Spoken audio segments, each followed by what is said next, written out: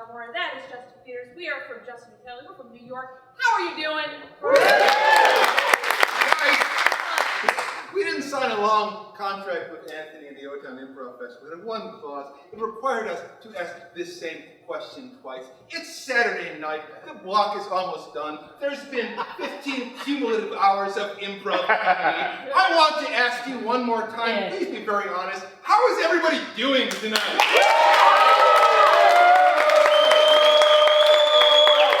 I feel like you're overstating it. No, it's good. It's good. Definitely more than to do. Fantastic. So yeah, so look, we had a pretty good day. Wouldn't you say we had a good day? We did. We realized that it was exactly 5 years ago today to when we last performed on this stage. 5 years ago. That's right. Yeah. Nice. And you know, like in 4 or 5 days from now, I think it's March 14th. it's going to be our 14th anniversary I as an know. improv duo.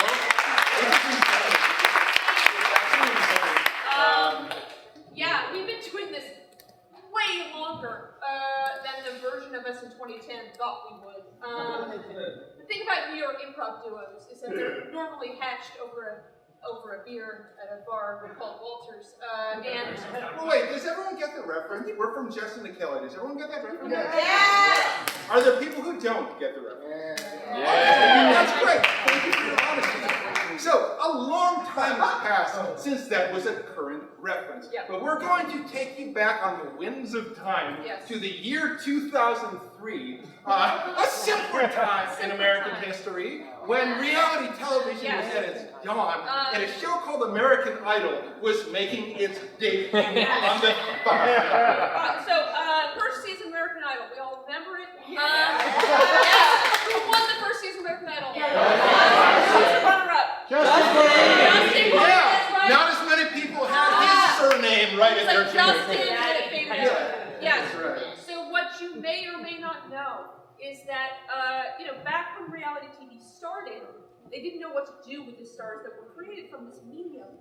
And so they said there must be something to do with them. So they, Kelly Clarkson and Justin Guarini were contractually obligated to make a movie together. At the end of this, that was part of the deal with them. It was a beach blanket musical in the Frankie and Annette style. It was called, it was called From Justin to Kelly.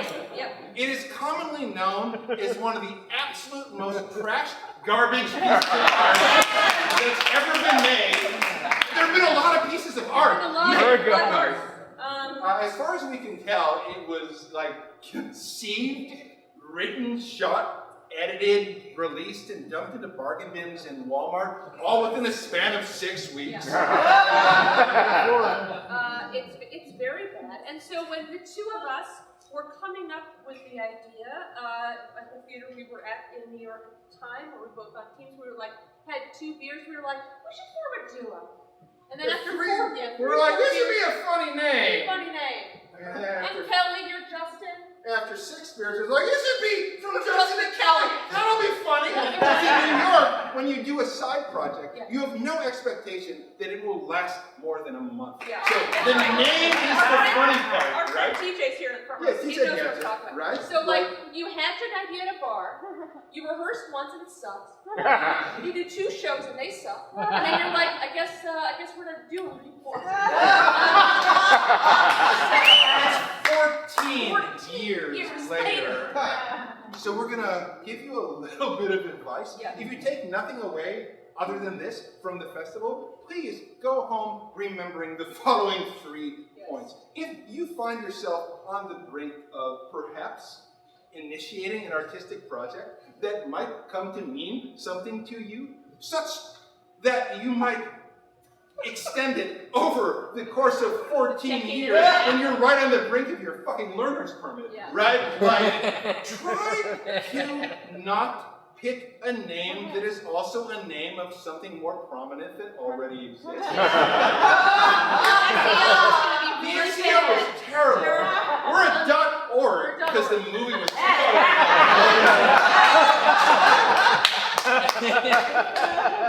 Also, don't pick a name that is like in 2010 that wasn't even a current reference, but like don't pick a name something that is referential, because the reference will aid. We teach people and interact with people in the improv community who were not born when that movie was made. And they're like, what? Yeah, when you have the urge to go for the joke reference, just know the currency of the reference will decline. And then you just have to do extended explanatory bits within your fucking show. And also, this is most important. This is very important. Do not name, if you have a passion project, if you have a thing in your life that you think might come to mean something to you, perhaps consider not naming it after a cardinal example of artistic failure. I'm making up to you. This is the crowd work portion of our show. Is the bit extended enough for you, Brian? You fucking asshole. No.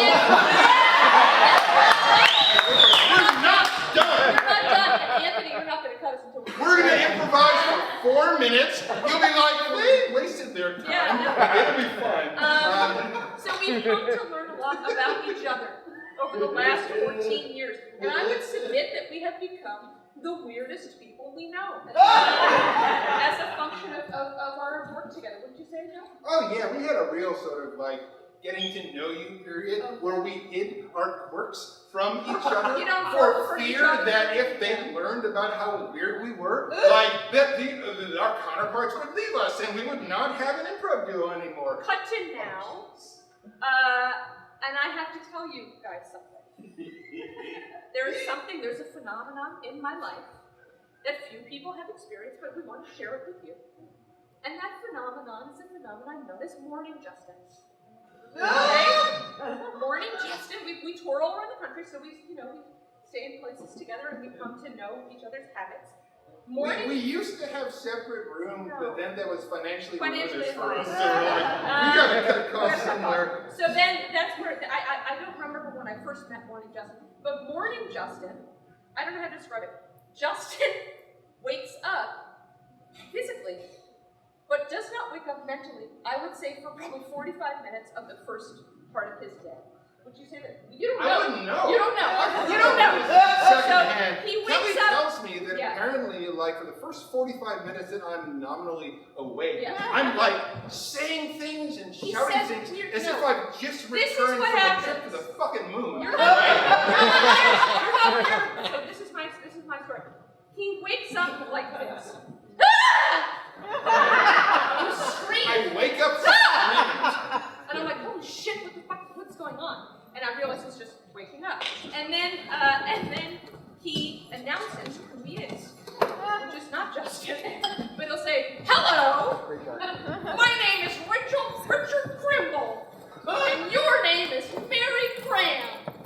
And I'm so pleased to meet you. I'm like, what the fuck are you talking about, man? Like, then apparently I go to the shower. No. All right. You asked me to applaud you for being awake. Like, I need applause. And I'm like, yes. And then he goes to the shower. And it's quite late at this point. I want to say it's like 10 in the morning at this point. I'm very late. I mean, we sleep very late. And he goes to the shower, where he has an extended conversation with himself in the shower that he does not remember, which goes something like this. You're a good person, Justin Peters. You're so smart, Justin Peters. You're the best Justin Peters that I know. And I'm like, what are you talking about? And then you do characters, where the character is talking to you and yourself in the shower. I've learned about all of this. Apparently there's this guy named Al who I do all the time. I'm like, I'm Al, give me all your money. And I'm like, okay, Al, give your money. I have no memory of this. Apparently this morning was particularly sort of special. This morning was terrible. I was told that I woke up and started screaming, I'm the morning witch. Yes. It's me, the morning witch. He woke up and said, it's me, the morning witch. And he's like, the only way you can defeat the morning witch is with applause.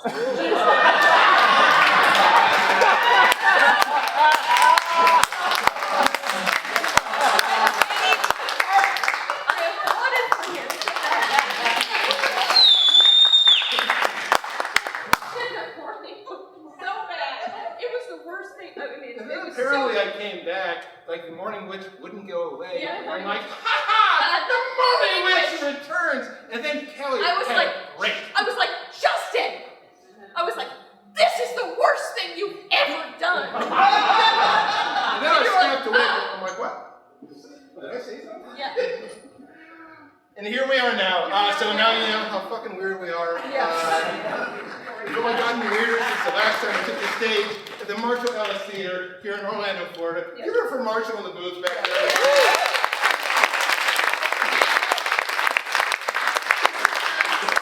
What if we just told the exact same two stories again, and that was our time? No. That's not what we're going to do. We're going to move into a little improv right now for you with whatever time we have left. It doesn't matter. They have a long hook with which they will remove us from stage if we overstay our welcome. We do a format that we've devised called the Walter, and it's named after the bar where we first devised our duo. Unlike what we are doing right now, which is very verbose and sort of unwelcome, we need something that's very quiet and unwelcome. We're going to do a mono scene, which is a scene that takes place all in the same location. We're going to begin by spending a lot of time in silence, finding out who we are not through words, but through spatiality. We got to ask before we get started, guys, it's Saturday night.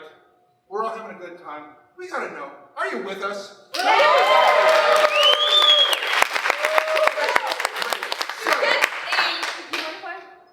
Okay, great. So we would like from you, inspired by the morning witch, the story we just told, could we get a suggestion of a particular location that can fit on the stage? Hold on. I have a little bit of a spin on it. Hold on. We've got the person who's going to give the suggestion. I think right we here. do. But we're going to give you a little bit of guidance. Yeah, we're going to give you guidance. So, like, where would you go to that would fit on this stage where you would feel totally uninhibited and completely yourself? Meaning, like, you've got no sort of. No, that's that fair. You're good. That means that like you're not afraid to be completely who you are. You can be totally yourself. Be totally yourself. Where would be a place where you would be totally yourself? It's not the answer. It's not Sam's Club. It's not Sam's Club. You were born in Spain. Or Spain. All right, so let's take Spain. Yeah. Like, can you think of a specific place that you might find in Spain? A soccer field. We are in a soccer field in Spain.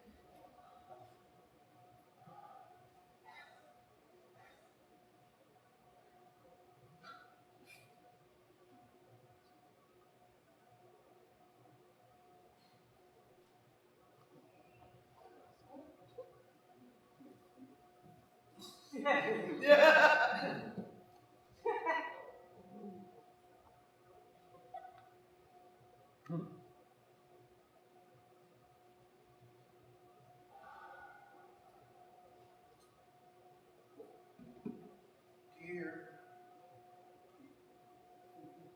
Jesus.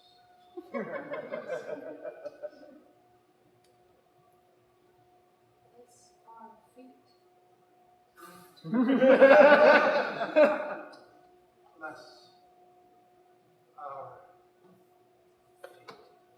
For once, come to you again. On our knees. Asking again. Bless our feet. The trials of Job. And yet our faith remains strong. But we need your help. We're about to get relegated.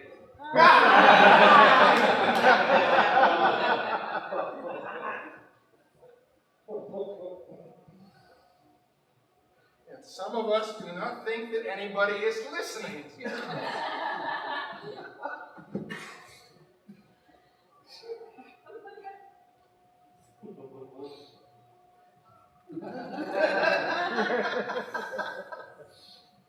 We don't deserve this. We don't deserve We your don't deserve bad this. We are You're bad bad people.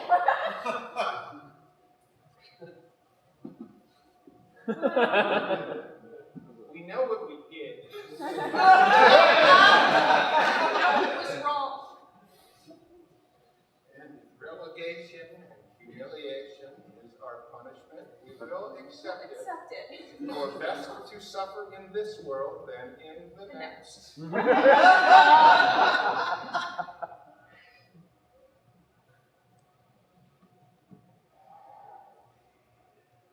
also like to ask for world peace. God bless you.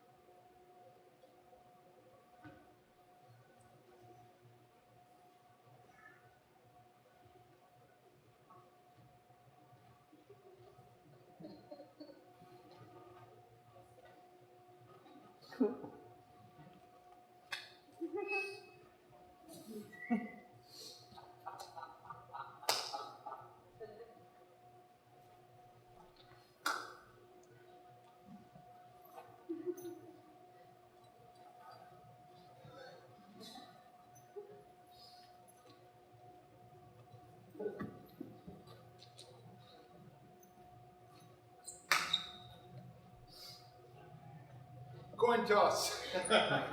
Coin toss. Who knows where to fall? Who knows where to fall? You call it. You call it. You call it. You call it. You call it. You call it. You call it. No, you call it. You Please, call it. we insist. No, we insist. Are you afraid Are to you call afraid? the coin? Are you afraid that you're going to lose? You don't want to call the coin? You're afraid to play with the witches. You're afraid to play with the people who've summoned Beelzebub. Go ahead. Call the coin. Call the coin. Tails. Tails. That's that which spawns from the devil's anus.